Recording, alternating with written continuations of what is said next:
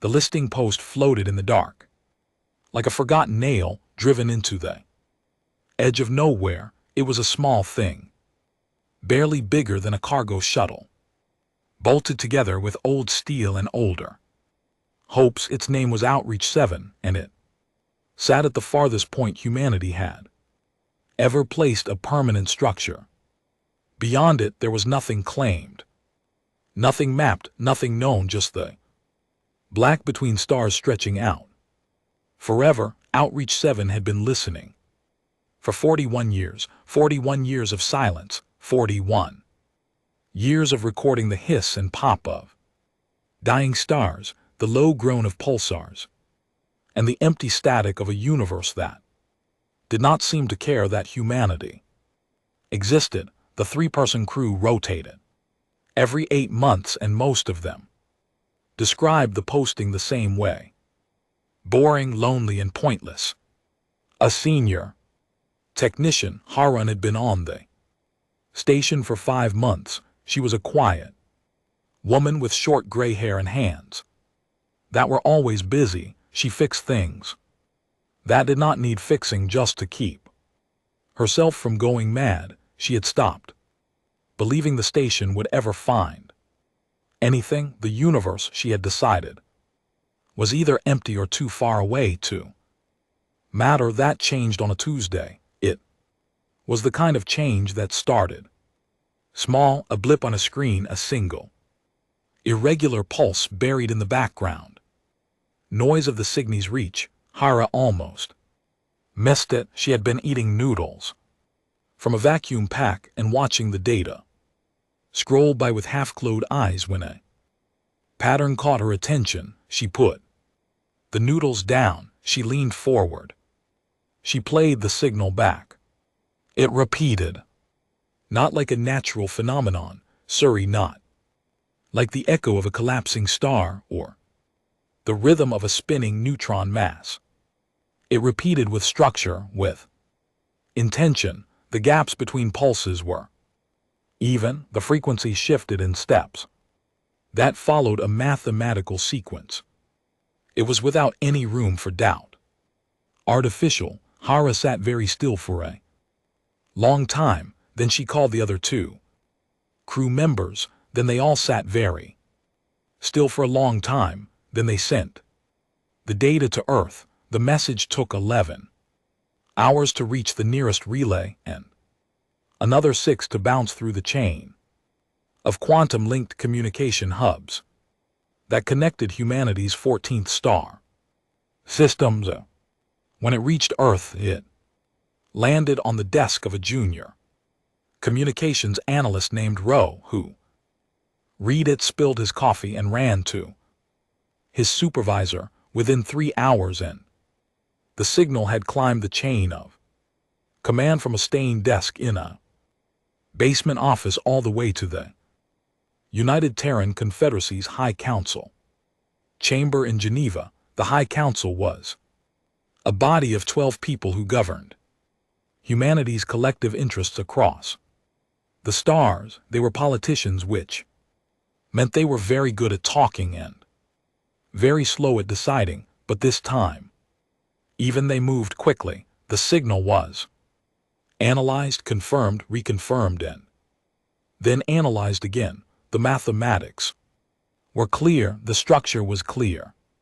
Someone out there in the dark beyond the Cygni's reach was broadcasting. Humanity was not alone.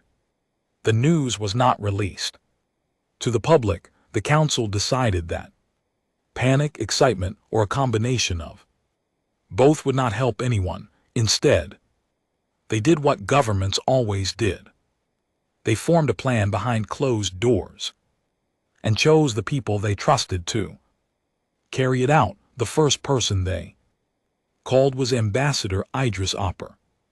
Akafar was 63 years old, tall, thin, and had the clear as throat kind of face that made people feel like everything was going to be fine. He had spent 30 years talking to people who wanted to kill each other and convincing them not to. He had ended 2 colonial rebellions, Without a single shot being fired, he had brokered the Kepler Accords, which brought three wearing human factions into a trade alliance that still held 12 years later.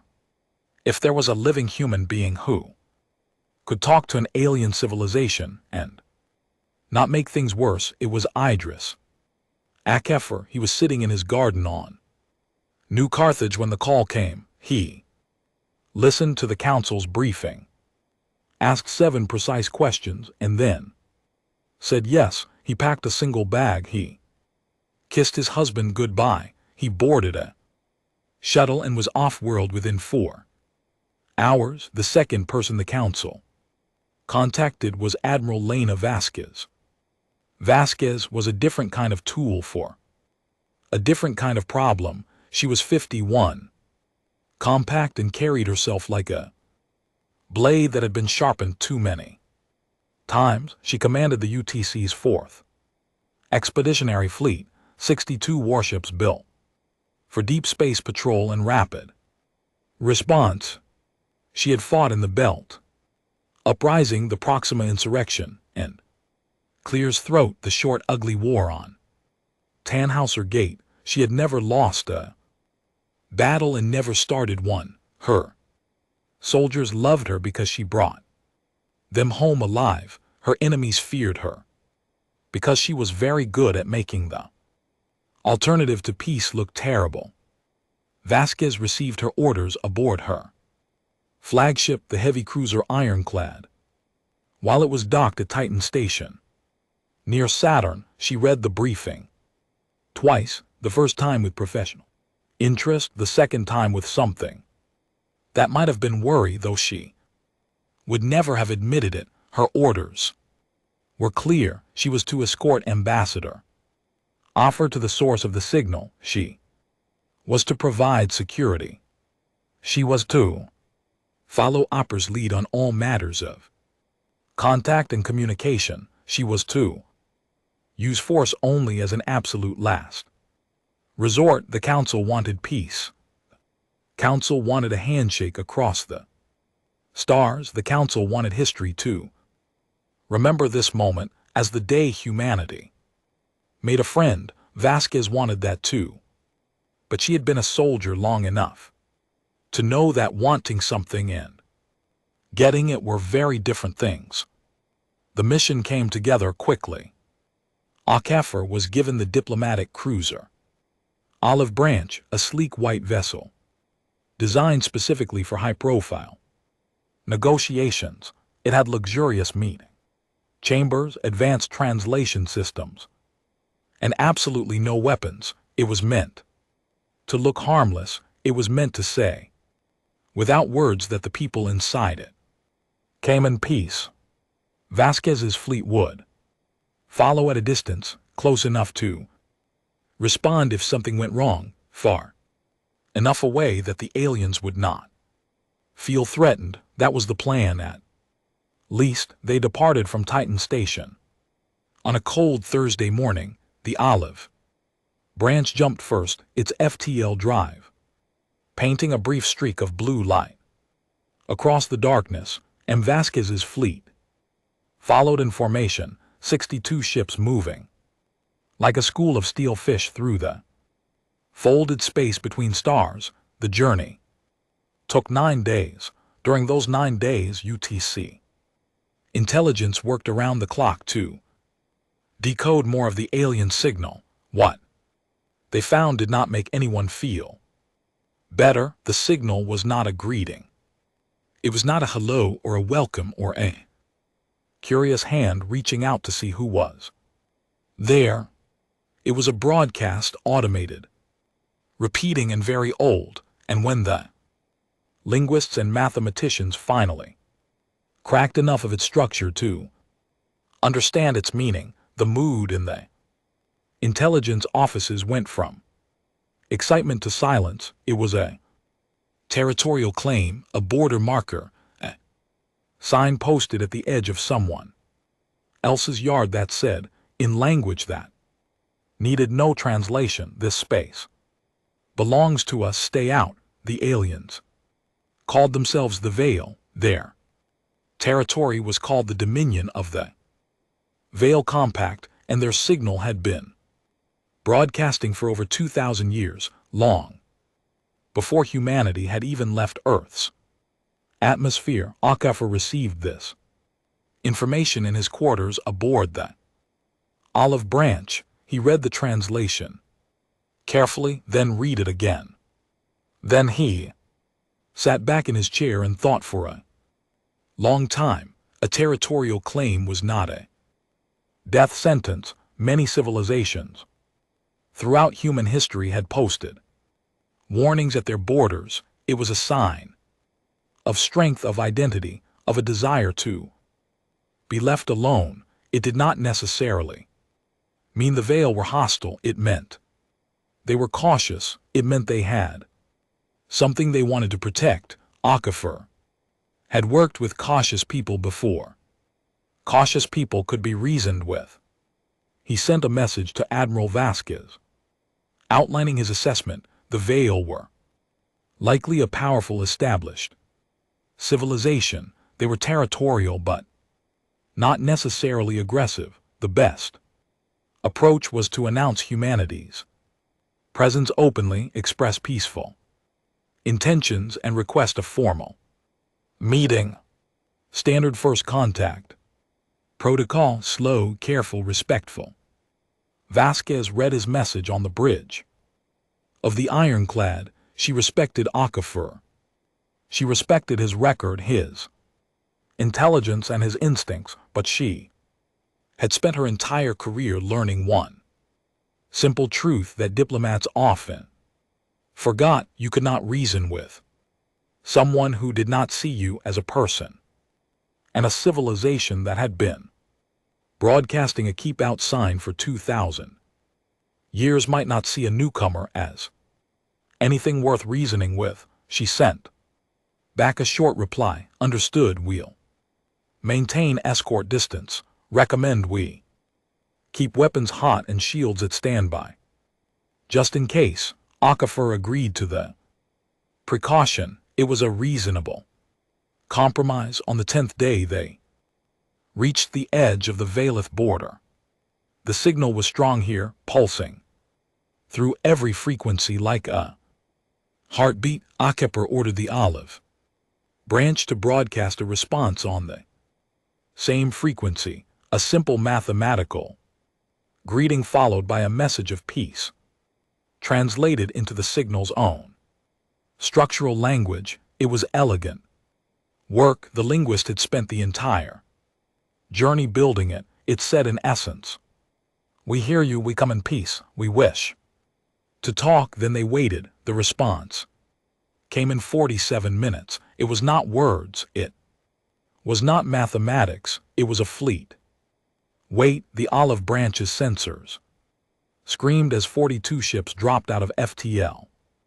In a perfect ring around them, they were huge, angular, dark vessels covered what looked like overlapping scales of black metal. Each one was at least twice the size of the Olive Branch.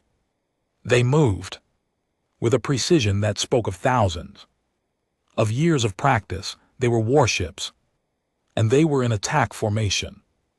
Aquifer stood on the bridge and watched the ring of alien vessels tighten around his ship. His heart was beating fast, but his face was calm. He had been in rooms with warlords who had guns pointed at his head. He had smiled at men who were deciding whether to kill him. Fear was something he carried in his chest and never let reach his hands. He turned to his communications officer.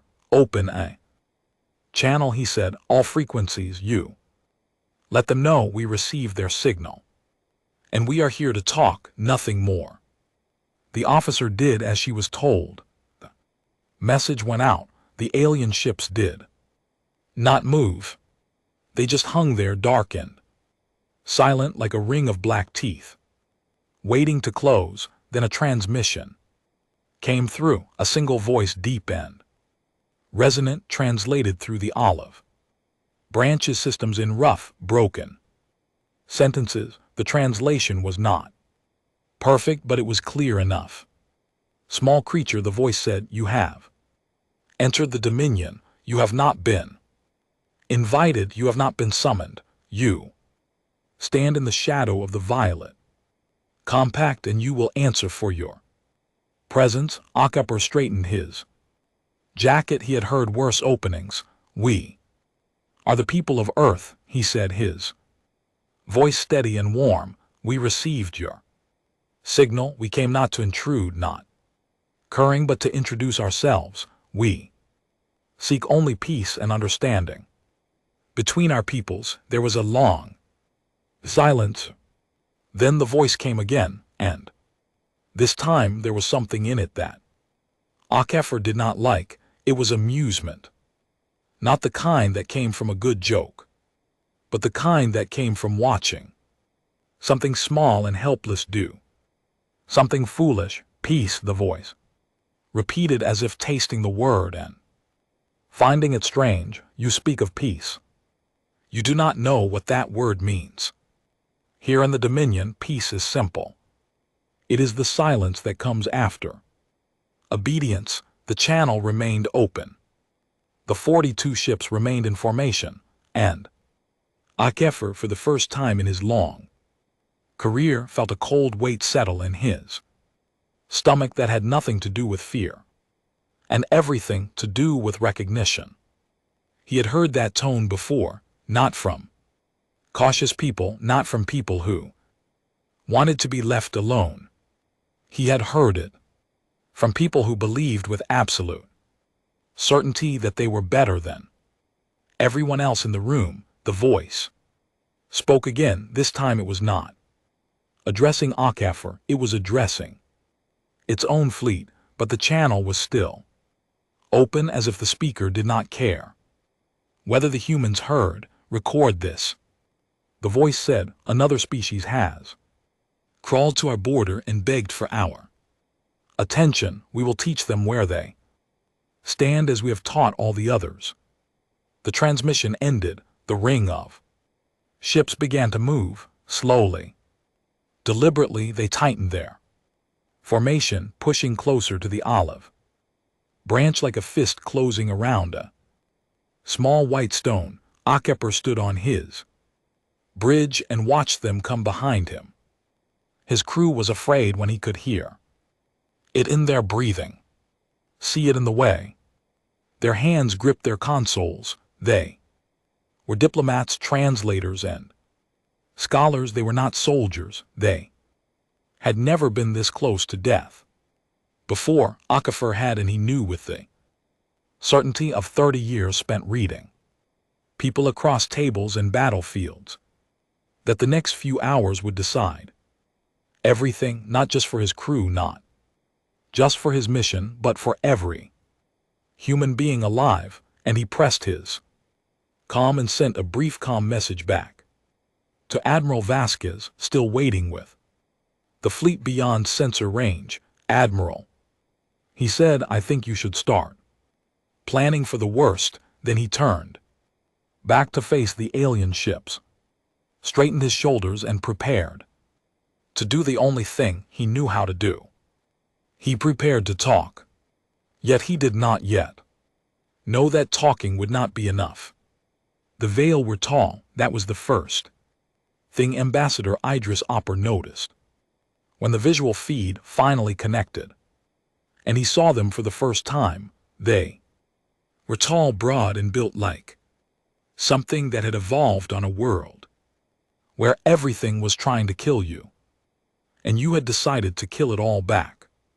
Their skin was dark gray, almost black, and had a faint metallic sheen that caught the light like polished stone.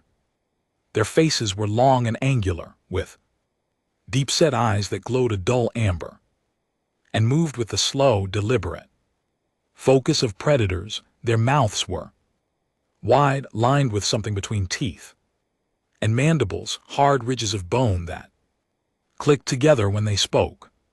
They wore armor, even in what appeared to be their command chambers, heavy plates of dark metal layered over their chests and shoulders. They did not look like Creatures that took their armor off very often. They did not look like creatures that needed to. The one speaking to offer was their fleet commander, the Archon. His name, as best as the translation systems could manage, was Corveth Yale. He was larger than the others, with deeper lines carved into his face and a pattern of scars across his neck that looked deliberate, marks of rank or ritual. He sat in a throne-like chair at the center of his bridge, surrounded by officers who stood at rigid attention, and he looked at the human ambassador the way a man might look at an insect that had landed on his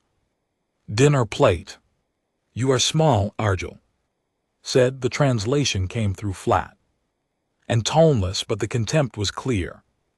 "Enough. Your ship is small. Your words are small. I have crushed species larger than yours before my morning meal." Akefer stood at the center of the olive branch's communication chamber, a wide, circular room designed to project calm and openness. There were no weapons here, no guards, just Akefer, his senior translator, his aide, and a holographic projection system that displayed Yale's image at life size. The Archon towered over them, even as a hologram.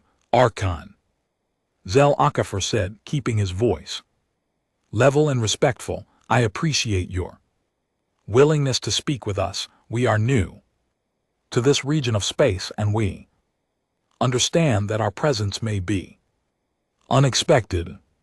We have come only to introduce ourselves and to explore the possibility of a peaceful relationship between our peoples." Yale stared at him for a long moment, when then he turned to one of his officers and said something in his own language. The officer made sound that the translator struggled with before settling on the closest human equivalent. Laughter, deep rumbling laughter.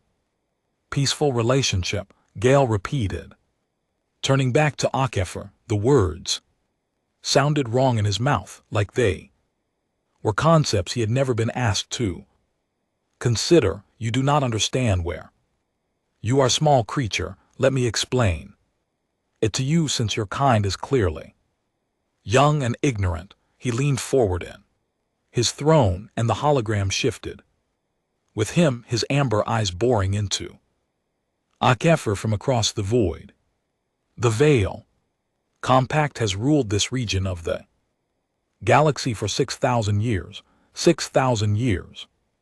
Your species was still living in mud huts and hitting each other with rocks. When we built our first fleet, wouldn't we have encountered 43 intelligent species since we rose to power? Do you know how many of those species are still free?" He paused, letting the silence do its work. "None," he said. "Every species we have met has bent the knee, summed it quickly, and were rewarded with the honor of serving us. Some resisted and were broken. A few refused entirely, and they no longer exist. That is the law of the Dominion. That is the only law that has ever mattered. The strong rule, the weak serve. There is nothing else." Akefer listened to every word. He did not interrupt. He did not flinch. He had heard speeches like this before, from warlords on distant colonies, from rebel leaders drunk on their own power, from petty dictators who believed their strength made them right. The words were always the same, only the scale changed. "O Archon," Akefer said when you had finished, "I hear what you are saying, and I respect the history of your people. 6,000 years is a long time, and the Veil have clearly built something remarkable, but I would ask you to consider that the galaxy is large enough for more than one way of doing things. Humanity does not wish to rule you or be ruled by you. We wish to stand beside you as equals, to trade, to learn from each other, and to build something that benefits both our peoples. He paused and then added with the faintest hint of a smile, "We are small, as you say, but we have found that small things can sometimes be surprisingly useful." Yale did not smile. The concept might not have existed in his culture. He studied Akefer with those burning amber eyes, and for a moment the ambassador thought he saw something flicker there.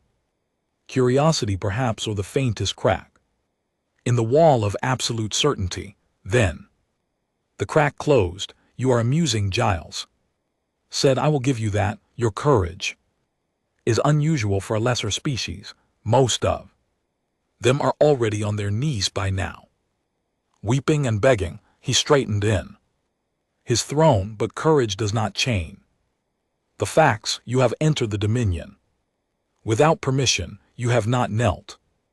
You have not submitted your genetic profiles for cataloging. These are offenses, and they will be answered." Akefer's translator, a young woman named Priya Sharma, leaned close to his ear. "Sir," she whispered, "genetic cataloging. Our intelligence briefing flagged this. It is a Valith practice where subject species provide biological samples that are used to engineer control mechanisms, chemical compliance agents tailored to a species biology. It is functionally a form of genetic slavery." Akefer's expression did not change, but something hardened behind his eyes. He had been willing to be patient. He had been willing to absorb insults and condescension. He was a diplomat, and diplomats understood that pride was a luxury you could not always afford. But there were lines, and genetic slavery was a line so far beyond acceptable that it was not even visible from where he stood. "Archon Zyle," he said, and now his voice carried a different weight, still calm, still measured, but with a foundation of steel beneath the warmth. "I must be clear about something. My humanity will not submit to genetic cataloging. We will not kneel. These are not negotiating points. They are facts. What I am offering you is an alternative, a relationship built on mutual respect rather than dominance. I believe this would benefit the Valith as much as it would benefit humanity." The bridge of the olive branch was very quiet. Every member of the crew was watching the hologram, watching Yale's face for some sign of how the Archon would respond to the first species in 6,000 years that had said no to him. While looking him in the eye, Yale's mandibles clicked together slowly, once, twice, 3 times. It was a gesture Akefer could not read, but it made the Vale officers on the screen shift uncomfortably. "You refuse," Jill said. "It was not a question. I offer an alternative," Akefer corrected gently. "One. There is no alternative. There has never been an alternative. You kneel or you are unmade. That is the choice. That is the only choice." "Then I respectfully declined both options and proposed a third." Giles stared at him. The clicking of his mandibles stopped. The bridge behind him went very still. Then the Archon did something unexpected. He stood up. He was enormous. Even through the hologram, Akefer could feel the physical weight of him, the raw biological authority of a creature that had been designed by evolution and refined by technology to dominate everything around it. Yale's armor caught the light of his bridge as he stepped forward, and his voice dropped to something low and dangerous. "You propose," he said, "a third option." "Third? Let me show you what I think of your third option." He turned to one of his officers and spoke a single word. The olive branch shuddered. It was not a Hit, not a direct one, it was a glancing blow, a low-yield energy weapon fired from one of the Valith destroyers at the edge of the formation. It struck the olive branch along its starboard side, shearing through the communications array, peeling back whole plating like the skin of a fruit and venting 3 compartments to the vacuum of space. Bridge lurched, consoles exploded. Showers of sparks, the lights went red.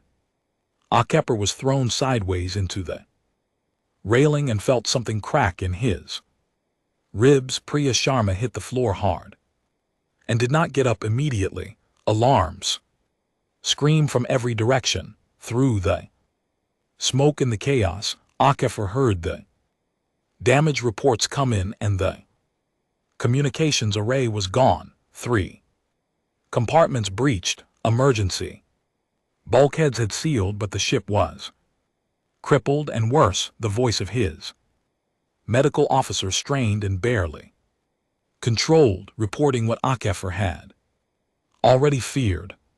3 crew members were dead, Ensign Tours in communications, Dr. H. Habib in the lower lab, and Petty Officer Wami, who had been standing in the corridor near the breach when the hull opened up and the universe reached in and took him. 3 people, 3 human beings who had come here carrying nothing but the hope of saying hello to another civilization, dead because an alien warlord wanted to make a point. Akepper pulled himself upright, his ribs screamed. There was blood on his face from a cut above his eye. The bridge was half dark when lit only by emergency lighting and the red pulse of damage warnings. The holographic projector was still functioning somehow, and Yale's image still stood in the center of the room, watching. The Archon was smiling, or doing whatever passed for a smile among the violet. His mandibles were spread wide, his amber eyes bright with satisfaction. That, Giles said, was a warning. The next one will not miss. You have 1 hour to transmit your genetic profiles and formally submit to the authority of the Veil Compact. If you do not, I will destroy your ship and send the debris back to your home world as a message. He paused and then added with a tone of deep, genuine amusement, you may call your elders if you wish. Perhaps they will have more sense than you. Channel closed. Jail's image disappeared. The bridge of the olive branch was left in red-lit silence, broken only by the sound of alarms and the ragged breathing of frightened people. Akepper stood in the center of his broken ship. He pressed one hand against his cracked ribs and used the other to wipe the blood from his eye. He looked at his crew, scared, hurt, angry. He looked at the empty space where Jail's hologram had stood. He looked at the damage report scrolling across the one functioning screen and saw the names of the 3 people who had just died. He was a man who believed in words. He had built his entire life on the idea that any problem could be solved if you found the right thing to say. He had walked into rooms full of killers and walked out with peace agreements. He had turned enemies into partners in wars, into handshakes. He believed, and with every fiber of his being, that talking was always better than fighting. But he was not a fool, and he knew, standing in the wreckage of his ship with the blood of his crew still warm on the deck plates, that words had reached their limit, not because words were weak, but because the Veil did not hear them. To the Veil, words from a weaker species were just noise, pleasant sounds made by animals that had not yet learned place. He needed to change the context.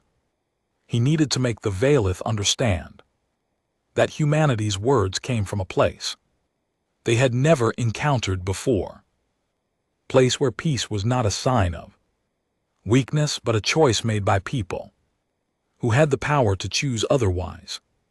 He turned to his operations officer, a steady young man named Chen, who was bleeding from a gash on his arm but still at his console. Echen Akafer said, "Is the backup transmitter functional?" Chen checked. "Yes, sir, short range. Only, but it can reach the fleet if we boost the signal through the secondary array. Good. Open a channel to Admiral Vasquez Priority 1. Encrypt it with Protocol Omega." Chen's fingers moved.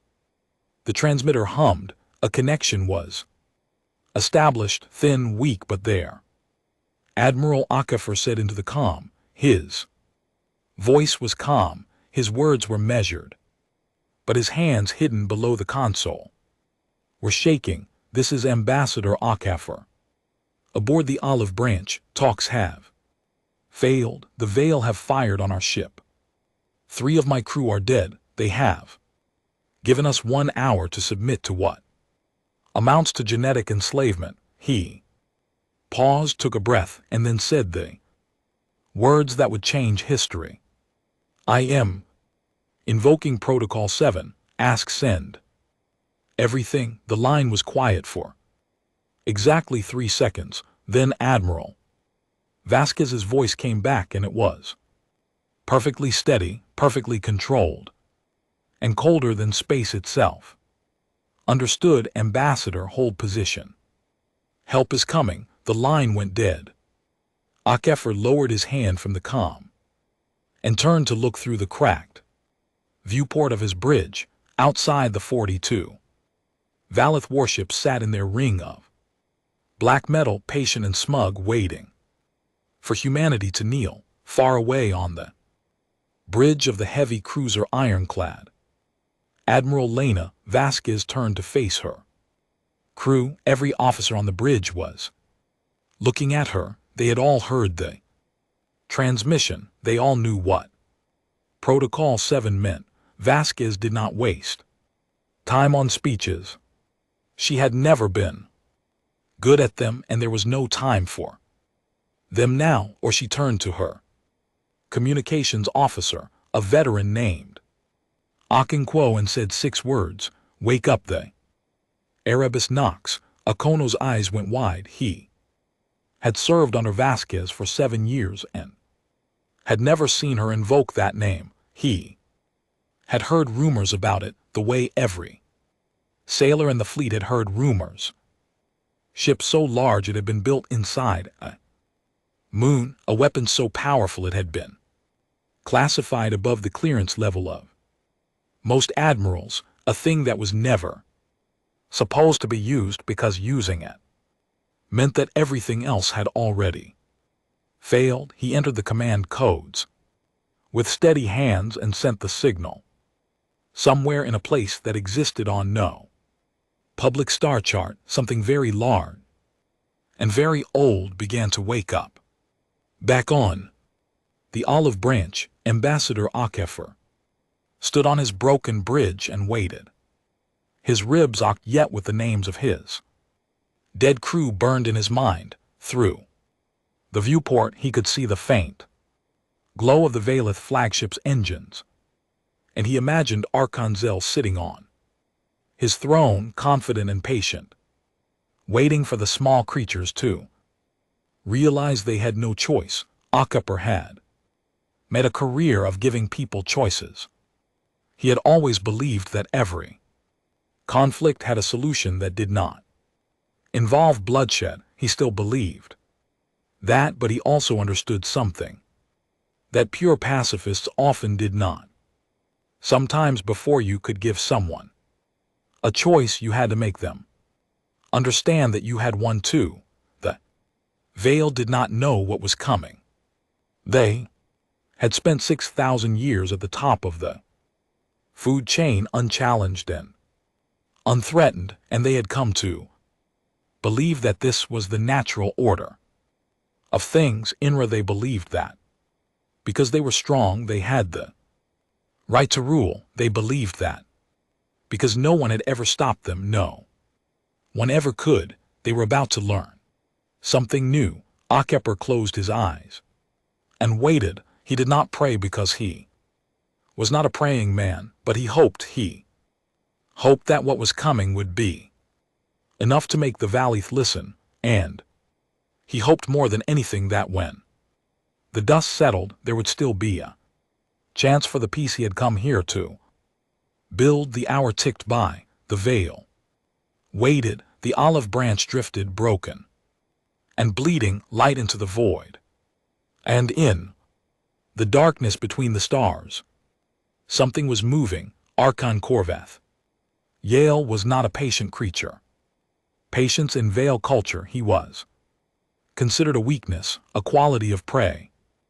Animals that sat still and hoped the predator would pass them by. Giles had not become Archon by being patient. He had become Archon by being fast, ruthless, and absolutely certain of his place in the universe. But he was enjoying this. The small white ship sat in the center of his fleet like a wounded bird surrounded by wolves, and the thought of the tiny creatures inside it scrambling around in their broken vessel, arguing and panicking and slowly coming to terms with their new reality, gave him a satisfaction that was almost physical. He had done this 43 times before. Not him personally, his predecessors, his civilization, the long chain of Archons stretching back 6,000 years, but the pattern was always the same. First, the lesser species would bluster, then they would beg, and then they would kneel, and then they would serve. It was the natural order. It was the only order. The hour was nearly up. Yale sat in his command throne and watched the sensor displays with lazy satisfaction. His officers stood at their stations in rigid silence, as was proper. The bridge of his flagship, the Dominance of Will, was a cathedral of dark metal and amber light, built to project authority in every direction. Even the air tasted of power, filtered through systems that carried trace amounts of chemical confidence markers, keeping the crew sharp and obedient. Archon, his communications officer, reported the human vessel has transmitted a signal short range, directed away from our fleet. Encrypted, a distress call, Yale said, dismissing it with a flick of his armored hand. They are calling for their elders. Good Adam, let them clear his throat. Come, let them see what their children have found and let them gravel properly. He had ordered his censorships to let the transmission through deliberately. He wanted the humans to call for help. He wanted their leaders to come to the border, see the might of the Veil fleet, and understand that resistance was a mathematical impossibility. The more humans who witnessed the submission, the smoother the transition would be. This was a lesson Yale had learned from the archives of past conquests. Break the spirit of the leadership and the body of the civilization follows. He turned to his second-in-command, Suberin T. She was younger than him by a century, sharp, featured and careful, with the analytical mind that Yale sometimes lacked, for he valued her because she thought about things he considered beneath his attention, things like logistics, supply chains, and the feelings of lesser species. She was soft in his opinion, but useful. Teeth, he said, begin preparing biological cataloging protocols for a new species, bipedal, carbon-based oxygen breathing. I want the processing teams ready when their leaders arrive to submit. Taith inclined her head. Yes, Archon. She paused. The signal they sent, should we attempt to decode it? Why, it will say what they always say. Help us. They are too Strong come quickly, the words chain.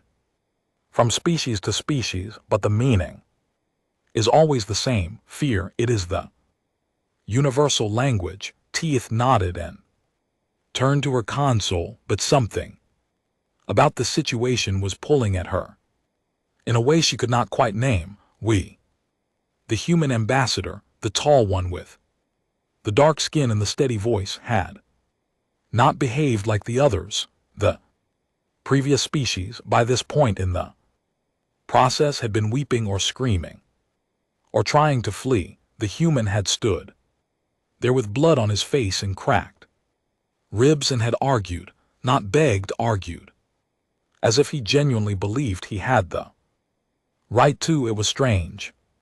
It was as if she was being honest with herself.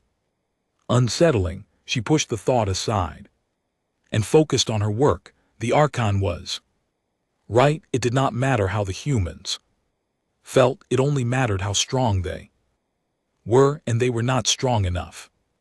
53 minutes into the 1-hour deadline, the sensors picked up an approaching fleet.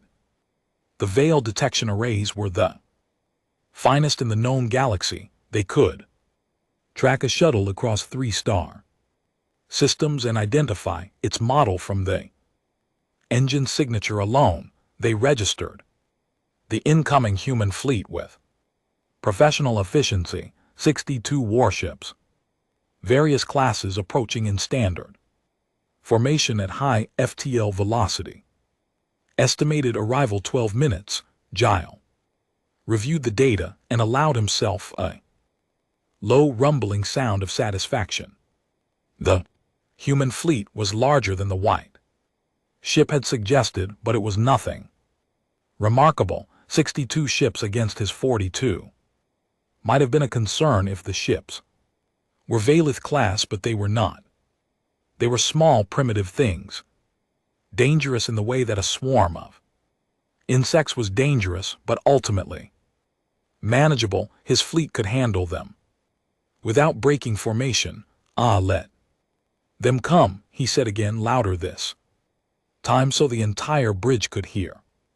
Let them see us, let them count our ships and measure our guns and do the math. They will reach the same conclusion every other species has reached. The math does not lie. His officers murmured in agreement. The mood on the bridge was confident, almost festive. First contact with a new species was rare, only 43 in 6,000 years, and it was considered a great honor to be part of the fleet that brought a new civilization into the fold. There would be commendations, promotions, and the deep cultural satisfaction of having extended the Dominion's reach once more. The human fleet dropped out of FTL at the edge of the sensor perimeter. 62 ships right on schedule. They held formation at a respectful distance, not advancing,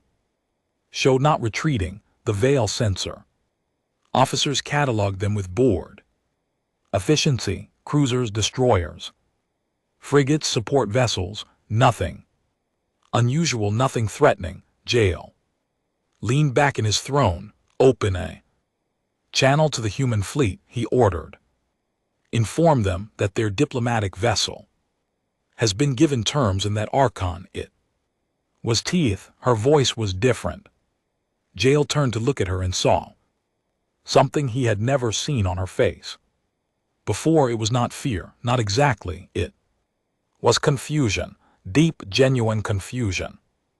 The kind that came from looking at something that should not exist. What is it? He demanded. The sensors, Ta said.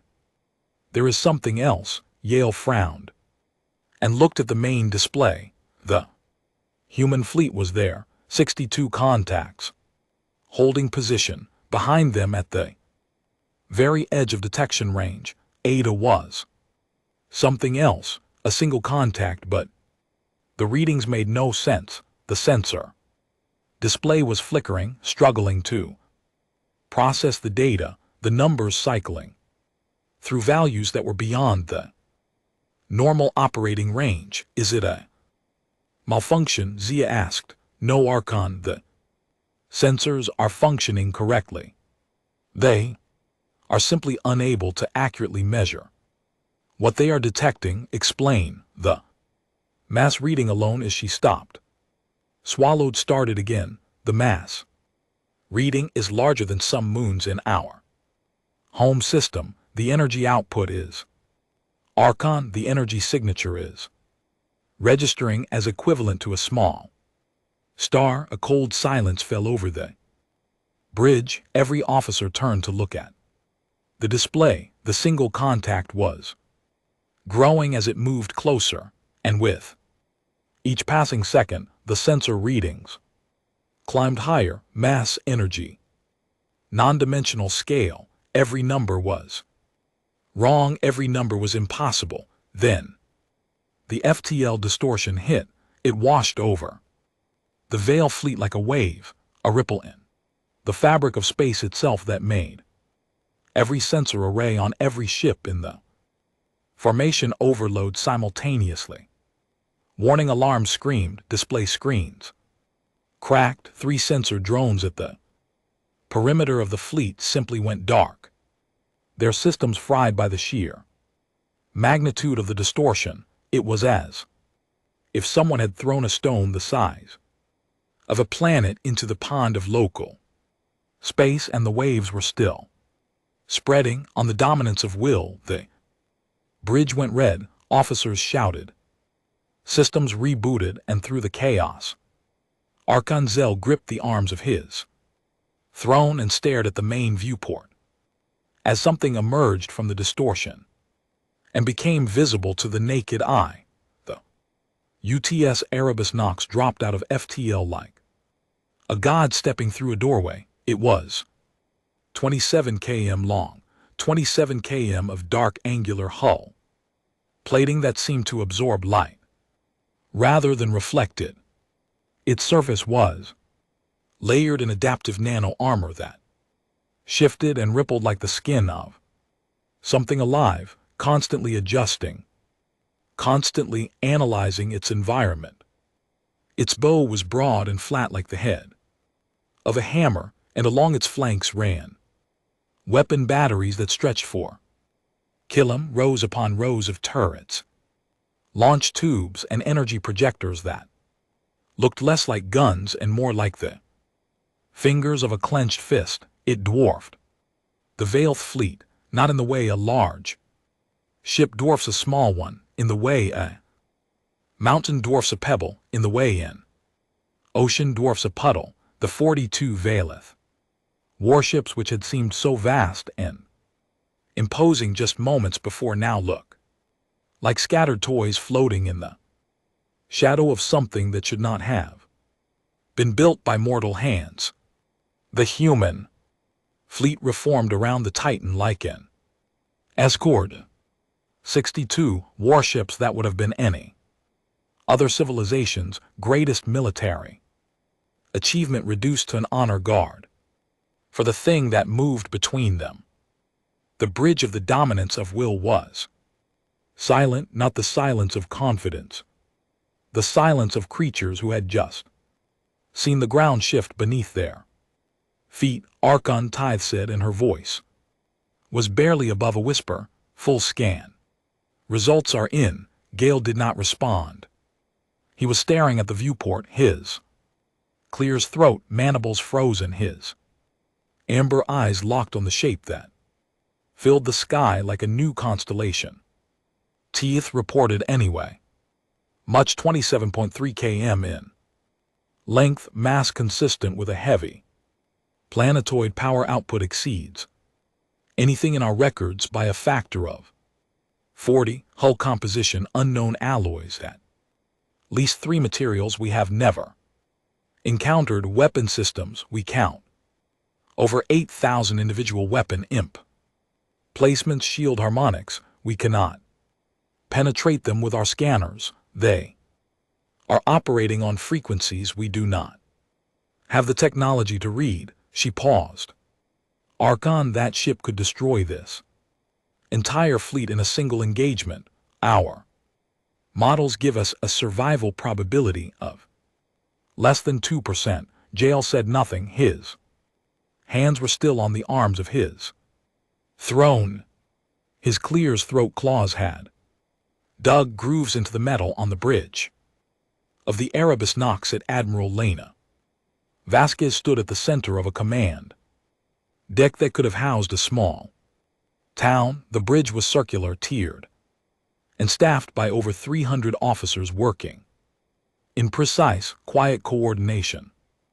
Holographic displays filled the air with data, fleet positions, weapon statuses, shield readings, and a real-time tactical map that showed every Valley's ship as a small red dot surrounded by vast blue presence. Vasquez looked at the display and felt nothing in particular. She had spent her career preparing for moments like this, and preparation had a way of burning the emotion out of things. She was not excited. She was not afraid.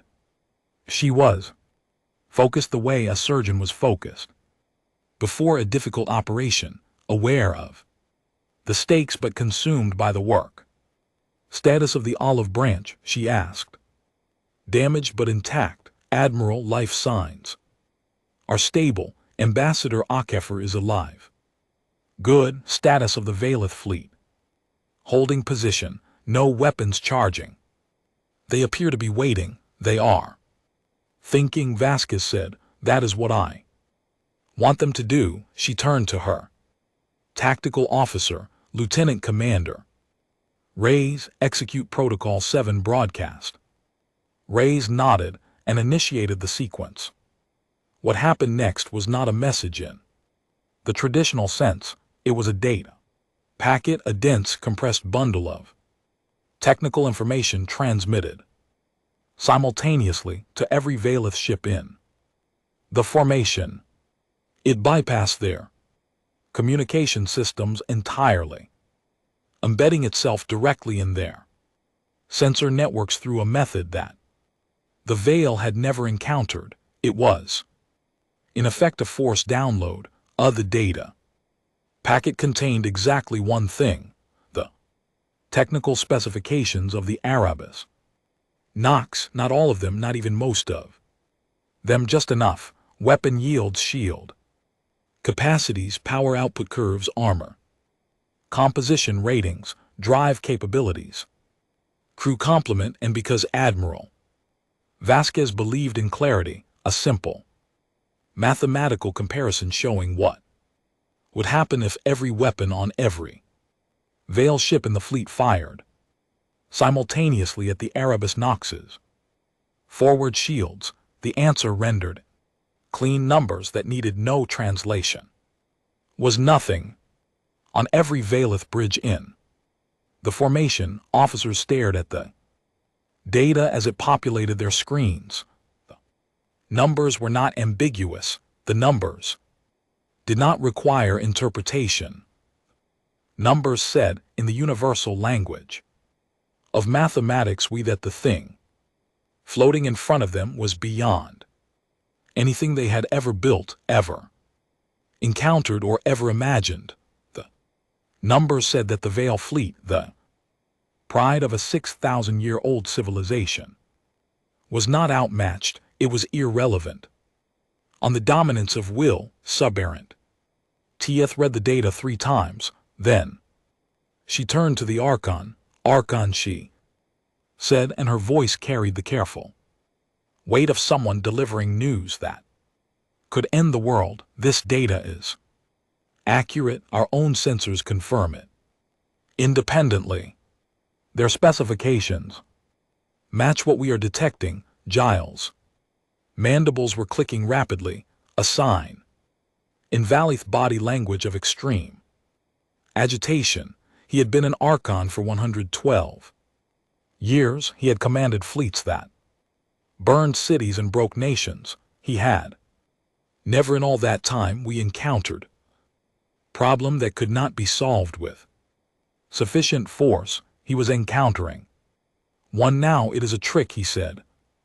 Projection, a hologram, our mass sensors Do not detect holograms, Archon. That ship is real. It is there, and it is everything the data says it is.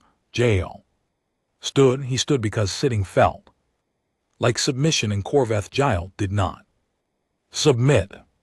He paced the bridge, his heavy boots striking the deck plates like a heartbeat, and his officers watched him with eyes that had gone from confident to uncertain to something very close to afraid. "We are the Valeth Compact," he said, and his voice was loud now, filling the bridge with authority. He was pulling from somewhere deep and desperate. "We have ruled for 6,000 years. We do not kneel. We do not retreat. Wait, we do not." Archon, the communications officer, interrupted, and the interruption itself was so unusual that it silenced the entire bridge. "The human ship, the large one, it is transmitting. What does it say?" The officer listened, then he looked at Yale with an expression that the Archon could not read, because it was an expression no Vale had ever needed to make before. It was the expression of someone who had just realized that the universe was much larger than they had been told. "It says nothing, Archon. It transmits no words, no demands, no threats. It is simply broadcasting its own designation over and over on all frequencies. Its designation, yes, Archon, just the name. Erebus Nox." The name echoed in the silence of the bridge. The Vale did not know what it meant. They did not know that in the old languages of Earth, Erebus was the primordial darkness, the void that existed before creation. They did not know that Nox was the night itself personified, the mother of sleep and death. They did not need to know. The ship spoke for itself. Jail stood at the center of his bridge, surrounded by his officers, his fleet, and 6,000 years of unchallenged dominance. He looked at the thing that filled his viewport, the thing that made his warships look like children's toys, and he felt something he had never felt before. He did not have a word for it. In the Vale language, there was no word for it, because no Vale had ever needed one. The closest equivalent in human language was simple, and it fit perfectly: humility. He stood there for a long time. Then he did something that no Archon in the history of the Vale Compact had ever done. He raised his hand palm forward and spoke to his fleet. "All ships, Archon Corveth Jail said, and his voice was quiet now, drained of its thunder. Hold fire." The order went out. 42 warships there, weapons hot, their crews ready, received the command and obeyed. Guns that had been aimed at the olive branch swiveled away. Targeting systems went dark. Shields shifted from combat configuration to defensive posture. The Valeth fleet held its breath, and the Erebus Nox waited, dark and patient and vast like the night it was named for. It did not fire, it did not advance, it simply existed, filling the sky with the simple, overwhelming fact of what humanity could build when it decided that something needed to be built. Across the void on the battered bridge of the olive branch, Ambassador Idris Opper looked through his cracked viewport and saw the shape of the Titan. Against the stars, he did not smile. There was nothing to smile about. 3 of his crew were dead. His ship was broken, and the peace he had come to build was hanging by a thread, but the thread was still there, and as long as there was a thread, there was a chance. He straightened his shoulders, pressed his hand against his broken ribs, and waited for what came next. The shuttle that carried Archon Corveth Jail and his honor guard from the dominance of will to the Erebus Nox was a fine vessel by Vale standards, it was armored fast and decorated with the ceremonial markings of a fleet commander. It had carried Zell to the surrender of 11 worlds. It had always felt large now, and as it approached the Erebus Nox, it felt like a grain of sand drifting toward a cliff face. The Titan's hull filled the shuttle's viewport entirely. There was no seeing the whole of it. The ship was too large for that, too vast to comprehend from this distance. All Yale could see was surface, chasm of dark, shifting armor plating that rippled with faint patterns of light like the skin of some deep ocean creature stirring in its sleep. The nano armor was alive, or close enough to alive that the distinction did not matter. It watched them approach. Giles was certain of it. The ship was aware of the tiny vessel moving toward it the way a mountain might be aware of an ant crawling up its slope, not threatened, not interested, simply aware. His honor guard sat behind him in the shuttle, 6 warriors, the finest in the fleet, when clad in ceremonial battle armor and carrying weapons that had been blessed by the Compact's war priest. They were the best the Vale had to offer. They sat in rigid silence, and Yale could smell the chemical markers they were emitting, the sharp acidic scent of fear masked by the bitter tang of forced aggression. They were terrified. They were trained well enough not to show it, but biology did not lie. Giles could not blame them. He was terrified too. The shuttle was guided into one of the Erebus Nox's hangar bays by an automated docking system that took control of their vessel without asking permission. The Vale pilot's hands hovered uselessly over controls that no longer responded to him as the shuttle was pulled gently but firmly through a massive set of doors and deposited on a landing pad inside the ship. The hangar bay alone was larger than most space stations had visited. The ceiling was so high that it disappeared into shadow. Rows of human strike fighters lined the walls, hundreds of them, sleek and angular, resting in their cradles like sleeping predators. Service vehicles moved between them in orderly patterns, crewed by humans in gray uniforms who glanced at the Vale shuttle with polite curiosity and nothing else. No fear, no awe, no nervousness, just the mild interest of workers who had a job to do and a foreign visitor to accommodate. That more than anything unsettled Giles. He had expected a display of hostility, or at least tension. What he got was competence, calm, quiet, professional competence. These people were not showing off. They were not trying to intimidate him, asked. They were simply going about their business inside a machine so powerful that intimidation was beside the point. The shuttle's ramp lowered. Giles descended with his honor guard, his boots striking the deck of a human warship for the first time.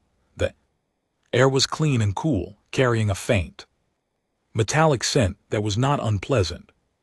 The gravity was slightly lighter than Vale standard. These humans came from a smaller world. A reception party was waiting. 4 human soldiers in black combat armor stood at attention, their weapons holstered but visible. They were small by Vale standards. The tallest barely reached Dale's shoulder, but they held themselves with the easy confidence of people who knew exactly where they were and what they were capable of. An officer stepped forward and saluted. Archon Zell, the officer said through a translation device clipped to her collar. Welcome aboard the UTS Erebus Nox. Admiral Vasquez and Ambassador Akef are waiting for you in the diplomatic chamber if you will follow me. Giles nodded. It was not a gesture His species used naturally, but he had studied enough of the human transmissions to recognize it. He followed the officer and his honor guard, followed him, and together they walked into the belly of the Titan. The walk was long. Jail suspected this was intentional. They passed through corridors wide enough to drive vehicles through. They passed weapon bays where massive turrets sat in their housings, dormant but ready, their barrels thick enough for a Veil soldier to stand inside.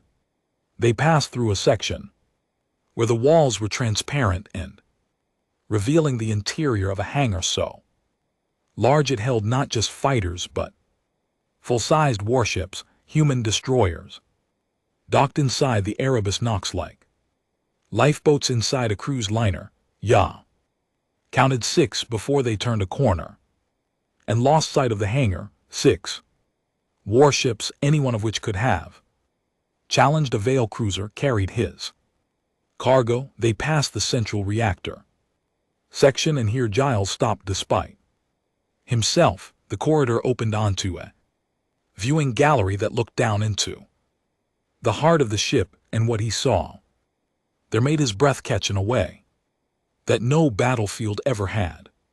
The reactor was a sphere of contained energy, easily a kilometer across, suspended in a lattice of magnetic containment fields that hummed with a frequency Gel could feel in his bones.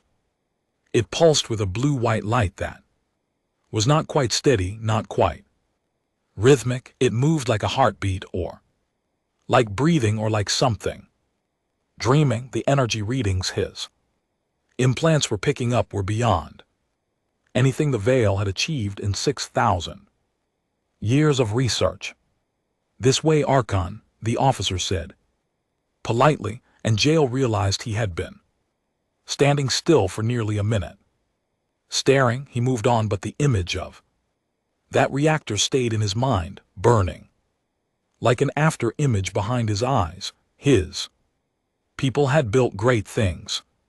They had raised empires, conquered worlds, and bent the laws of physics to serve their will, but they had never built anything like that. They had never even imagined anything like that. The diplomatic chamber was at the center of the ship, deep within its most protected section.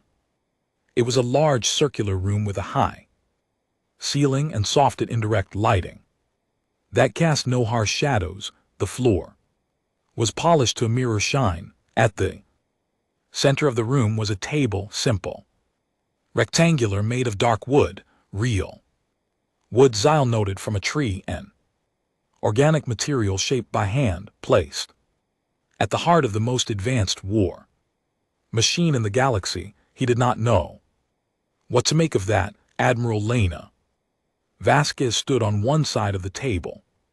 She was smaller than Gale had expected, compact, lean, with short dark hair, and eyes that assessed him with the clinical precision of someone measuring a potential threat. She wore a simple uniform, no ceremonial armor, no decorations beyond a handful of rank insignia. She did not need decorations. She was standing inside her decoration. Vasquez nodded to him. Archon Zell. Admiral Jael replied. His voice was steady, but he was working hard to keep it that way. You have an impressive vessel. Thank you, Vasquez said with exactly no emotion. Please sit. There were chairs on both sides of the table, human-sized on one side, larger versions on the other, clearly prepared for Veil proportions. Jael noted the consideration. He also noted that the larger chairs placed the Veil delegates at exactly the same eye level as the humans, not higher, not lower, equal. Another message. He sat. His honor guard arranged themselves behind him, standing at attention. Vasquez's soldiers did the same on her side. The two groups eyed each other across the table with the Mutual weariness of professionals who recognized other professionals. Then a door opened on the far side of the chamber and Ambassador Idris Akefer walked in. Yale had not expected this. He had assumed the human diplomat was still on the broken ship, tending to his wounds and his dead, but here he was, crossing the chamber with slow, careful steps that spoke of pain being deliberately ignored. His face was bruised. A white bandage covered the cut. Above his left eye, his left arm was held against his body in a way that suggested the ribs beneath it were cracked or broken. He was wearing the same clothes he had been wearing during their first conversation, torn, stained, and marked with the unmistakable brown of dried blood. He had not changed. He had not cleaned up. He had come exactly as he was, wounded, bloodied, and unbowed. Akefer reached the table and sat down across from Zyle. He arranged his hands on the wooden surface, looked the Archon directly in the eye and said, "Archon Zyle, I thank you for accepting our invitation to continue talks." Giles stared at him. The human's voice was the same as before, calm, warm, steady, as if nothing had happened. As if the attack on his ship, the death of his crew, and the arrival of the most terrifying weapon in the galaxy had not changed anything fundamental about what he was here to do. "You are injured," Giles said, because it was the only thing he could think to say. "I am." Akefer agreed. "3 of my crew members are dead. Your ship killed them." Words hung in the air. They were not an accusation, not exactly. They were a fact delivered with the same calm precision as everything else aforesaid. But they landed heavily. Even Jael, who had ordered the deaths of millions, felt their weight. "I regret the necessity," Jael said. Soren was surprised to find that some small part of him meant it. "There was no necessity," Akefer said simply, "but we can discuss that later. For now, I would like to resume our conversation from where it was interrupted." He reached into his coat and produced a small data tablet. He placed it on the table between them and activated it. A document appeared on the screen, text in both human and Valeth script side by side. "These are the terms I propose to you aboard the Olive Branch," Zoker said before the attack. "I would like to present them again." Gale looked at the document. His implants translated the text as his eyes moved across it. "Mutual non-aggression defined. Borders with a neutral zone between human and Balith space. Trade agreements with initial focus on non-strategic goods. Cultural exchange programs. The voluntary and reciprocal Joint Scientific Commission to explore areas of shared interest. Conflict resolution through dialogue with agreed upon procedures for addressing disputes." He read it twice, then he looked at Akefer. "These are the same terms," he said. "Yes. Exactly the same, word for word." Giles' mandibles clicked. He looked at the document again, then at Akefer, then at Admiral Vasquez, who stood behind the ambassador like a shadow made of patience and steel. "I do not understand," Yale said, and the admission cost him more than he would ever admit to anyone. "You bring this," he gestured broadly, encompassing not just the room but the ship, the fleet, the impossible weapon that surrounded them. "You bring all of this cannon, and then you offer me the same terms you offered when you had nothing." "We did not have nothing before," Akefer said. "We had the same thing we have now, a desire for peace. The ship around us did not change what we want. It only changes whether you believe we mean it. Giles leaned back in his oversized chair. In 6,000 years, the Vale had perfected the art of negotiation through strength. The stronger party dictated terms. The weaker party accepted them. This was clean, efficient, and natural, but the humans were doing something he had never encountered. They were the stronger party, overwhelmingly, absurdly, impossibly the stronger party, and they were offering terms that a weaker party would offer, terms of equality, terms that gave away the very advantage they held. Why, he asked. It was a simple question, but it contained everything. Akupper studied him for a moment.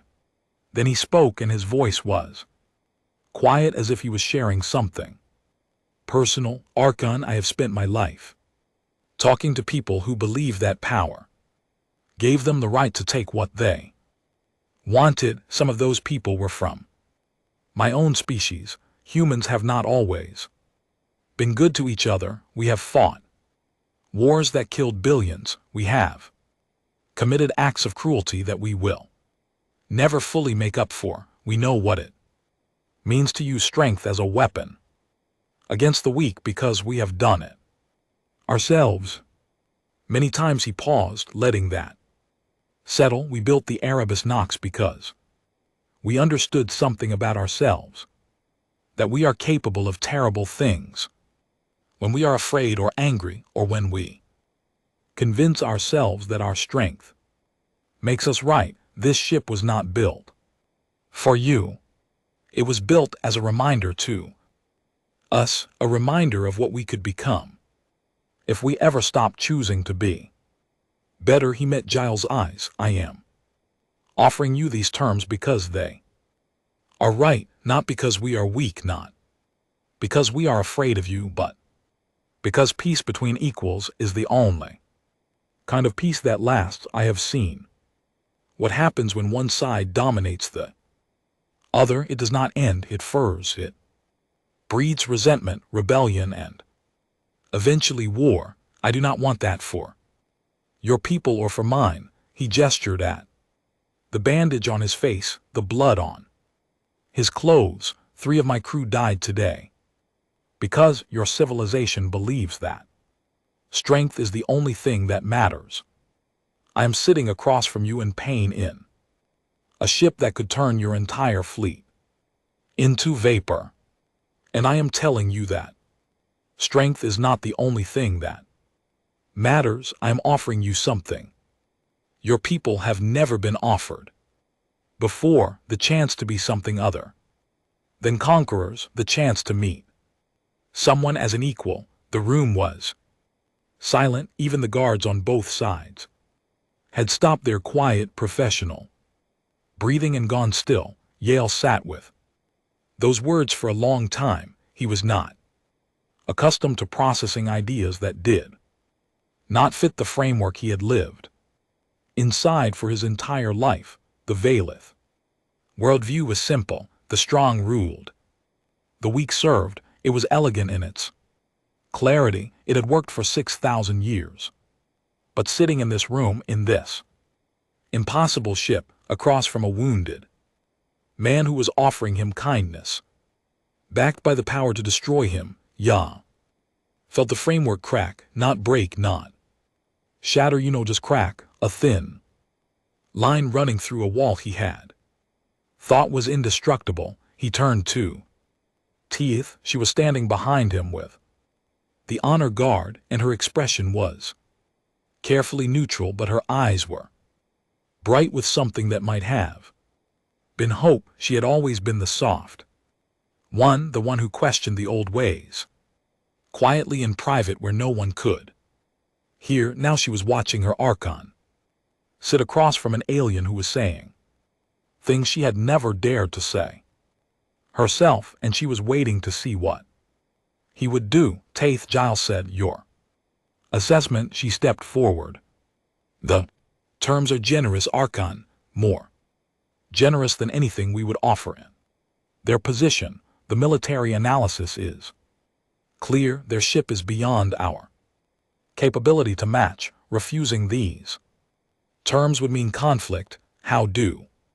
Conflict would mean destruction, but beyond the military reality. She paused, choosing her words with care. These terms offer the compact something it has not had in 6,000 years, a relationship with another species that is not built on subjugation. I believe this is worth exploring. Giles grunted. He turned back to Akafor. Your peace, he said. If I accept it, what guarantees do I have?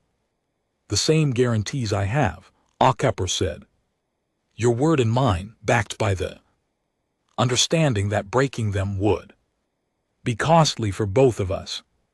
And if the compact chooses to expand into space that is not yours, other regions, other species, then those are decisions for the compact to make, and they are not part of this agreement. We are defining the relationship between humanity and the Veil, nothing more and nothing less. Gale considered this. The human was not trying to reform the compact. He was not demanding that the Veil change their ways or abandon their empire. He was simply drawing a line and saying, on this side we are equals. What you do on your side is your business. It was, Jay realized, the most pragmatic offer he had ever received, and it was against every instinct in his ancient warrior's body. Reasonable. He looked at the data tablet. He looked at the terms. He looked at the wounded human sitting across from him with steady hands and calm eyes and the weight of a civilization's hope on his broken shoulders. Then Teeth leaned close and spoke quietly in his ear.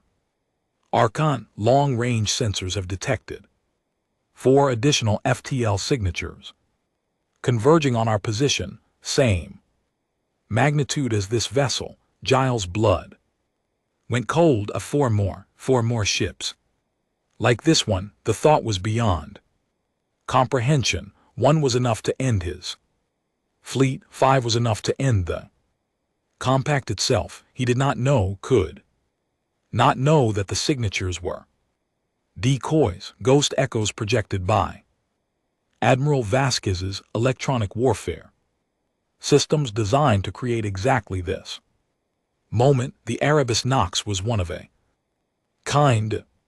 There were no others, but they sensor data was perfect, and the Veil had no way to tell the difference. Giles looked at the terms one more time, then he reached for the data tablet. I accept, he said. The words were simple. 2 words, but they were the first time in the 6,000-year history of the Veil compact that an Archon had accepted terms from another species as an equal. The first time a Veil leader had signed an agreement that did not begin with the word submit. The first time the Dominion had drawn a border and agreed to stay behind it. Jale pressed his mark into the tablet. Akafor added his signature beside it. The document was witnessed by Vasquez T. and the officers of both sides. It was done. The ceremony, if it could be called that, was brief.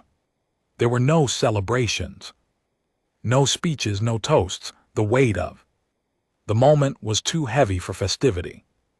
3 humans were dead. A civilization's entire worldview had been challenged.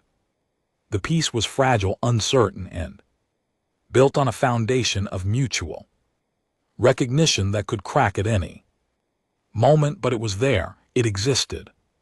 2 species separated by thousands of light years and thousands of years of different history, then had looked at each other across a table and decided to try something that neither of them was sure would work. As the Veil delegation prepared to leave, Gale paused at the door of the diplomatic chamber. He turned back to Akafor. Ambassador, he said, I have conquered worlds, I have broken fleets and ended civilizations.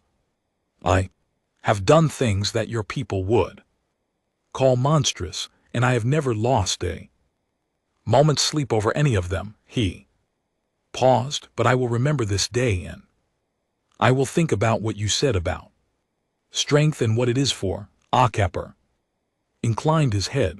That is all I ask. Archon Zia left. His honor guard followed. The door closed behind them. In the silence that followed, Admiral Vasquez moved to stand beside Akheper at the viewport through the reinforced glass when they could see the veil shuttle departing, a tiny spark of light moving back toward the dark shapes of the alien fleet. Do you think it will hold? Vasquez asked. Akheper watched the shuttle disappear into the distance.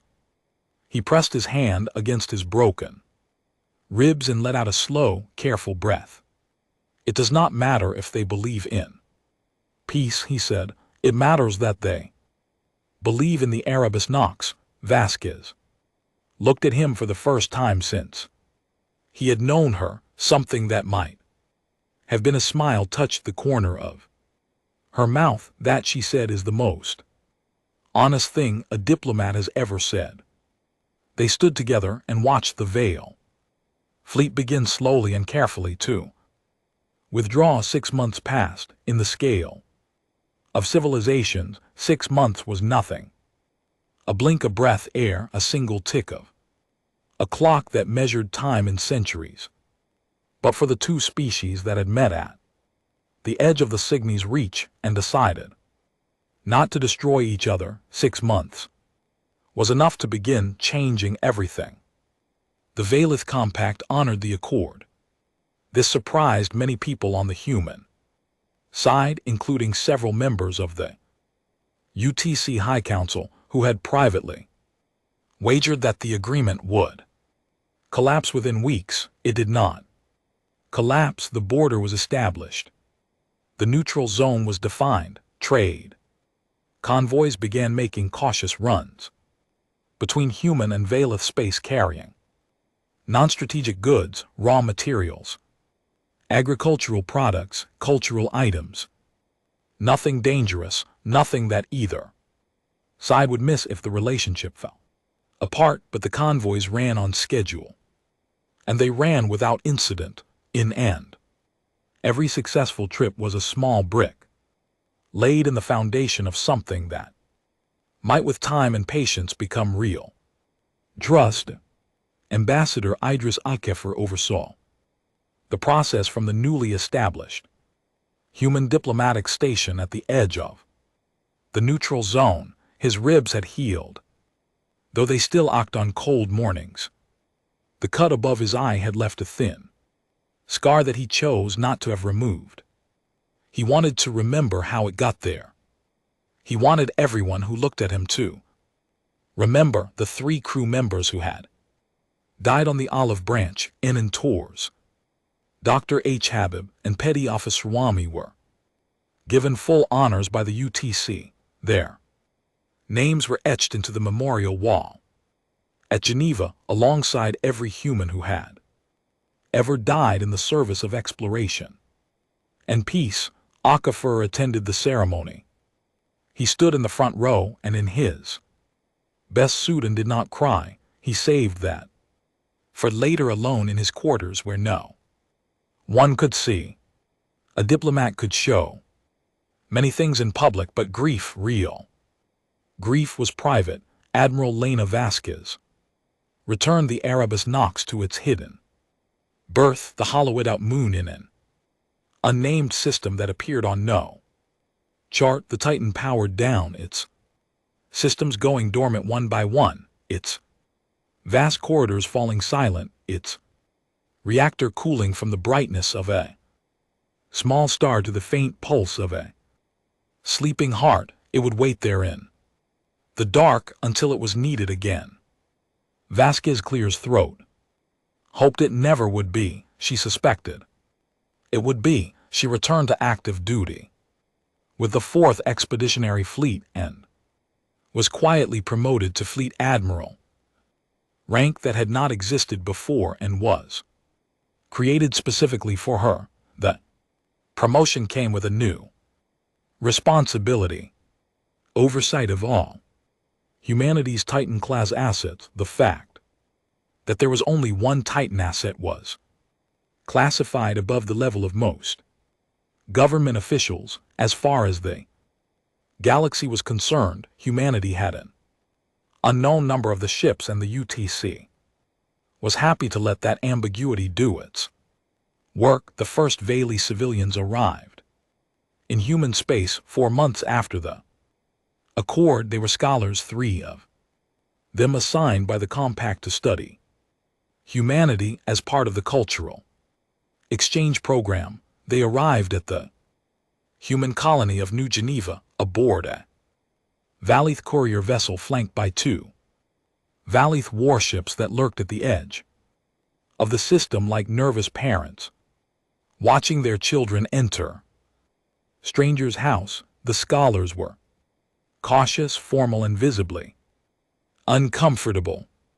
They had been raised in a civilization that divided the universe into 2 categories, the Veilith and everyone beneath the veil, and now they were being asked to treat a species they had been taught to consider inferior as something approaching equals. It was for them like being asked to take a fish's opinion seriously. Their training said one thing, the Accord said another, and the memory of the Erebus Nox, which hung over every interaction like a vast and silent shadow, said something else entirely. The lead scholar was a female named Cathara Voss. She was old by Veal standards, nearly 500 years, and had the sharp, impatient mind of someone who had spent centuries cataloging the galaxy species and filing them into neat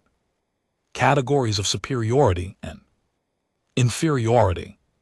Humanity did not fit her categories. This bothered her enormously. They are chaotic, she reported back to the Compact after her first month of observation. Their social structures are fragmented. They argue constantly. They have hundreds of languages, thousands of cultural traditions, and no unified belief system. Their governments disagree with each other on fundamental principles. Their history is a catalog of war, famine, cruelty, and self-inflicted catastrophe by every metric the Compact uses to evaluate species potential. They should have destroyed themselves centuries ago. She paused in her report, and when she continued, her voice carried the bewildered frustration of a scientist whose data refused to support her hypothesis. And yet they built the Erebus Nox. They built a machine that exceeds anything we have created in 6,000 years of focused, a unified effort. They built it while arguing with each other, while fighting each other, while being by every objective measure complete mess. I do not understand how this is possible. I do not understand these creatures at all. Her report was read by many officials in the Veil Compact, including Suburant T, who had been appointed as the Compact's first ambassador to humanity. Teeth read the report, smiled slightly, and filed it alongside her own growing collection of observations about the strange, contradictory, infuriating, and oddly admirable species that the Compact had stumbled upon. Teeth had moved to the neutral zone diplomatic station, where she worked across the quarter from Ambassador Akefer. Their relationship was professional, careful, and marked by the slow and uncertain process of 2 people from vastly different worlds trying to find common ground. Akefer was patient with her. He had been patient with warlords. An alien diplomat was comparatively easy. They had dinner together once a week, a practice Akepper had suggested as an informal way to build rapport. The meals were awkward at first. Veil food was largely protein-based and served raw, while human food was cooked, seasoned, and varied in ways that bewildered Veil digestion. They settled on a compromise each week. One of them chose the menu, and the other ate whatever was served without complaint. It was Akepper reflected a reasonable metaphor for the entire diplomatic relationship. During one of these dinners, 3 months into her posting, Teeth asked the question that had been burning in her mind since the day she had stood on the bridge of the dominance of will and watched the Erebus Nox emerge from folded space. Ambassador, she said, setting down her utensil, a two-pronged tool that she used with the delicate precision of a surgeon. I must ask you something. It is a question that the entire compact is asking, and no one has been willing to put it into words. Akepper looked up from his meal. Of course, the Erebus Nox, T said, you built it before you knew we existed, before you knew any alien civilization existed. Your species had never made contact with another intelligent race when construction of that vessel began. She paused. Who was it for? Akepper set down his fork. He looked at Teeth for a long moment, and when she saw something in his eyes that she had not expected, not pride, not shame, but a deep and complicated sadness. That is not a question for me, he said. That is a question for Admiral Vasquez. Teeth asked Vasquez the same question the following week during a strategic review meeting at the diplomatic station. Vasquez was not a woman who wasted words, and she did not waste them now. Ourselves, Vasquez said. Teeth blinked. I do not understand. The Erebus Nox was built as a deterrent, Vasquez said, not against aliens, against us, against humanity. We built it because we looked at our own history and saw what we were capable of. When we turned on each other, we built it because we needed something so overwhelming, so absolute, even that no faction within our civilization would ever believe it could win a war against the others. We built it to make human on human war impossible by making the consequences unthinkable. She met Teeth's eyes. You asked who it was for. It was for the worst version of ourselves, the version that we are always afraid might come back. Teeth returned to her quarters that evening and did not sleep for 3 days. She had spent her entire career studying lesser species, cataloging their weaknesses, their failures, their inevitable submission to Veilith superiority. She had never encountered a species that frightened her. The Veil were the apex. That was simply how it was, but now she understood something that Archon Joel had understood on the bridge of his flagship, staring at a ship too large to comprehend. Humanity was not frightening because of what they could build. They were frightening because of why they built it, a species that looked at its own capacity for destruction and said, we need to build a weapon against ourselves. Was a species that understood violence at a level the Veil had never reached. The Veil used violence as a tool applied outward against the weak. Humans carried violence inside them like a disease they had learned to manage but never cured. And the Erebus Nox was the medicine, not gentle, not kind, but effective. And species like that could not be conquered, not because they were too strong, though they were, but because they had already fought the worst enemy they would ever face, and that enemy was themselves, and they were still Standing, the intelligence Taith shared about the wider galaxy changed. Everything for the UTC High Council. The galaxy, it turned out, was not empty. It was full of civilizations, empires, alliances, and rivalries that stretch back millions of years. The Veil, compact for all its 6,000-year history, was a regional power at best, dominant in its corner of the galaxy, but unknown or irrelevant in others. There were older empires, larger federations, and species so advanced that even the Veil spoke of them in whispers.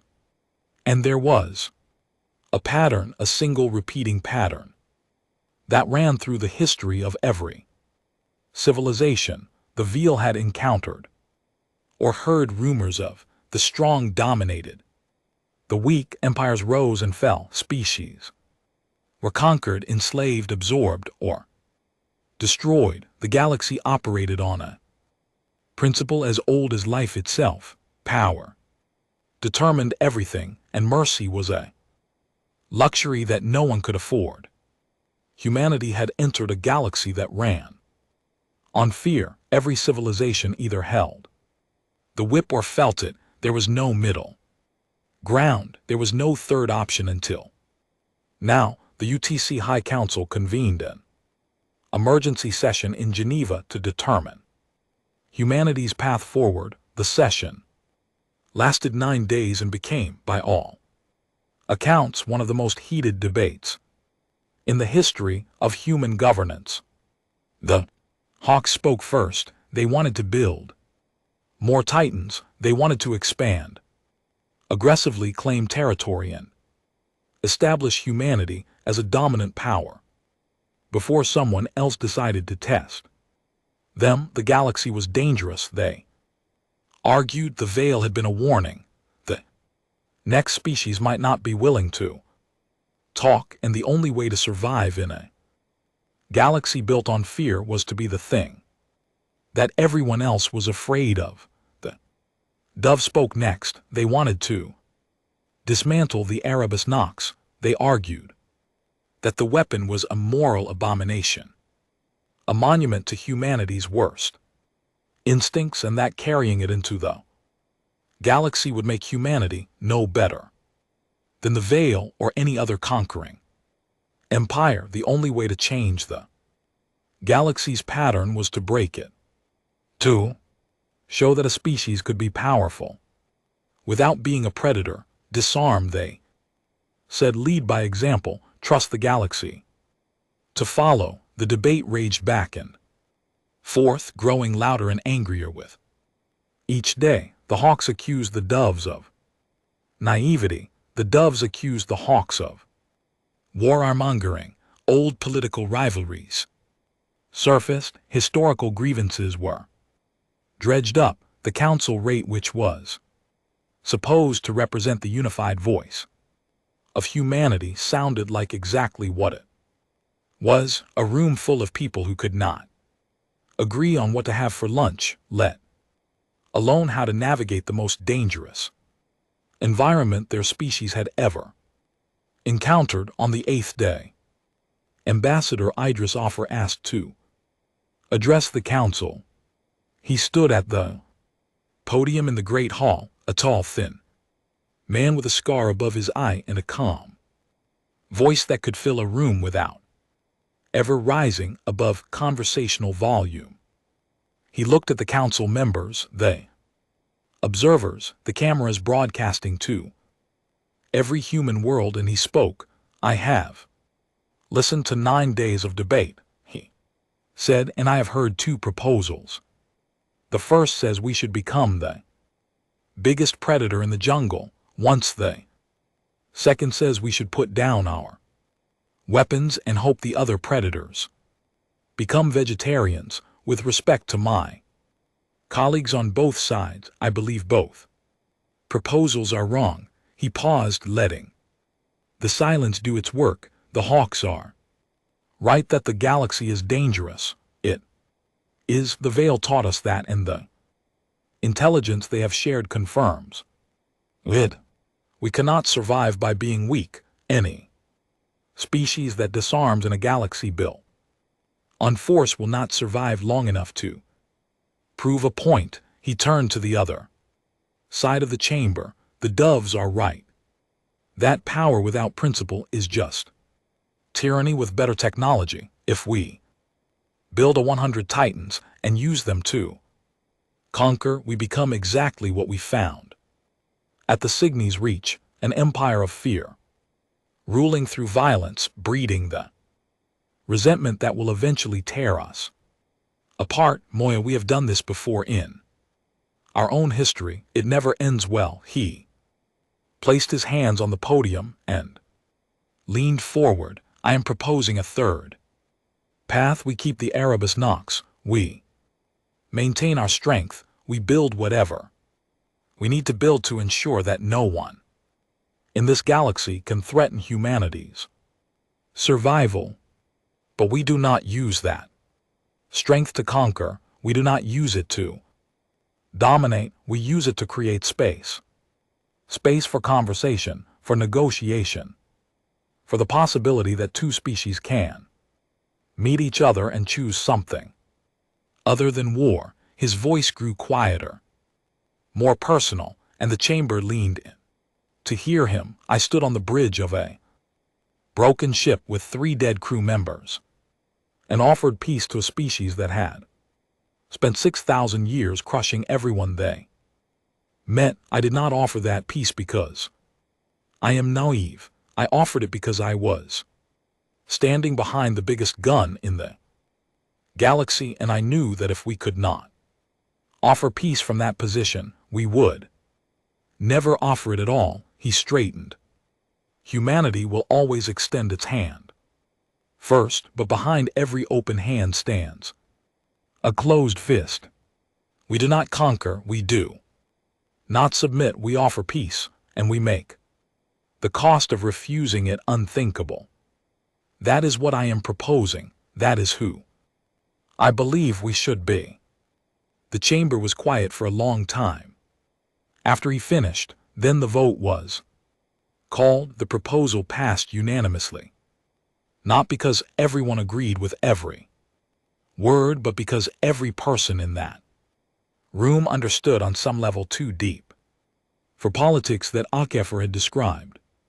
The only version of humanity that could survive the galaxy without losing its soul. It became known as the Akefer doctrine. Word spread not quickly, because the galaxy was large and news traveled at the speed of ships and signals, but it spread.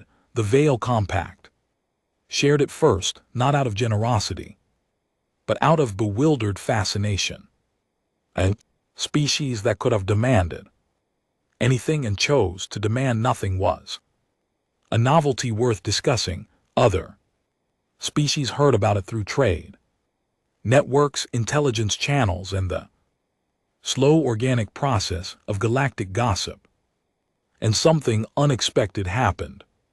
Species that had been conquered by the Veil or by other empires, or that had been hiding in the margins of the galaxy, hoping not to be noticed, began reaching out to humanity quietly, carefully, through back channels and encrypted transmissions and couriers that traveled circuitous routes to avoid detection. And they did not reach out because humanity was the strongest. There were older powers in the galaxy, larger empires, more advanced technologies. They reached out because humanity was the first powerful species they had ever encountered that had offered a hand instead of a chain. The first species that had said, "You do not have to kneel." The first species that had used the word equal and meant it. The messages came from dozens of worlds. Some were desperate, pleased for help from species on the brink of extinction. Some were cautious, diplomatic feelers from civilizations that wanted to verify that the rumors were true. Some were simply curious. A species out there had apparently done the impossible, and they wanted to know how. Akefer read every Message personally, he responded to each one, and with every response the network grew. Not an empire, not an alliance, not yet, but the beginning of something that the galaxy had never seen, a web of relationships built not on dominance, but on the radical, terrifying, absurd idea that different species could choose to treat each other as equals. It was slow, it was fragile. It was, by the standards of galactic politics, insane, but it was growing. And then on a quiet morning 6 months and 13 days after the Cygnes Accords were signed, the listening post at the edge of human space detected something new. It was not like the violet signal. The Valeth signal had been a territorial marker, loud, aggressive, and confident. This signal was different. It was faint, buried deep in a frequency band that human technology could barely detect. It was old, not 2,000 years old, like the Valeth broadcast, but old in a way that made the linguists and physicists who analyzed it go very quiet and look at each other with wide eyes.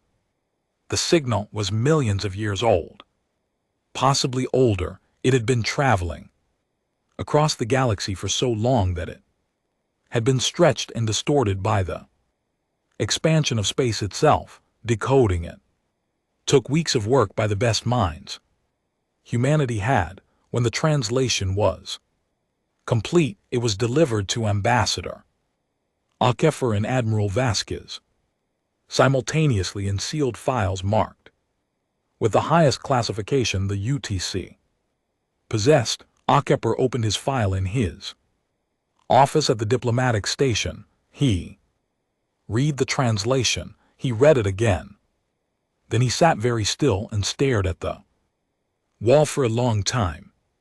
The message was a distress call, not from a ship, not from a planet, so from an entire civilization, a civilization so old and so advanced that the Veil Compact's 6,000-year history would have been a footnote in their records. They had been a great power once, perhaps the greatest the galaxy had ever known. They had ruled not through force but through knowledge, through the slow accumulation of understanding that came from watching the universe for millions of years. And they had sent this message because they were afraid. The translation was imperfect. The language was ancient and strange, built on concepts that human minds struggled to hold, but the core meaning was clear, brutally, terrifyingly clear. They are returning. We could not stop them. We could not run far enough. They consume everything.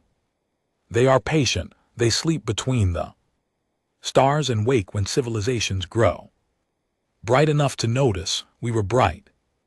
They noticed. Arm yourselves, arm everyone. It will not be enough, but it is all that is left. Alkefer closed the file. He pressed his hands flat on his desk and breathed slowly, the way he breathed when the weight of the world was pressing down and the only choice was to hold it up or be crushed. Then he reached for his comm across human space in a system that appeared on no chart, aboard a ship that was sleeping in the dark inside a hollowed-out moon. Admiral Lena Vasquez opened her file and read the same translation. She read it once. She did not need to read it again. Her comm chimed. Alkefer's voice came through, calm and steady as always, and but with an edge beneath it that she had only heard once before on the day the olive branch was hit. Admiral, he said, I think we need to talk. I agree, Vasquez said. She was already walking toward the command center, her boots echoing in the empty corridors of the moon base. Around her, dormant systems were beginning to hum as her authorization codes brought them online. One by one, I will contact the Veil, Alkefer said, and every other species that has reached out to us. If this message is real, this is not a problem for humanity alone, agreed. Vasquez said. I will start on our end. She reached the command center and placed her hand on the activation panel. Deep beneath her feet in the heart of the moon, something vast began to stir. Power systems engaged, reactor cores brightened. 27 km of dormant warship began to wake, its systems cycling from sleep to standby to active with the slow, inevitable momentum of a tide coming in. Ambassador Vasquez said one more thing. Yes, the AAOR doctrine, extend the hand first, make the cost of refusing it unthinkable. She paused. I think we are about to find out if it works on a galactic scale. Akepper was quiet for a moment, then he said, it has to, Admiral, because if it does not, I do not think there is a scale large enough for what comes next.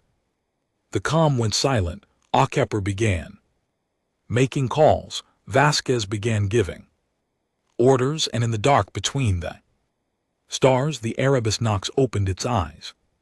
The hand was extended, the fist was closed, and humanity, messy and fractured and brave and foolish, we walked forward into a galaxy that was about to need them more than anyone had ever imagined.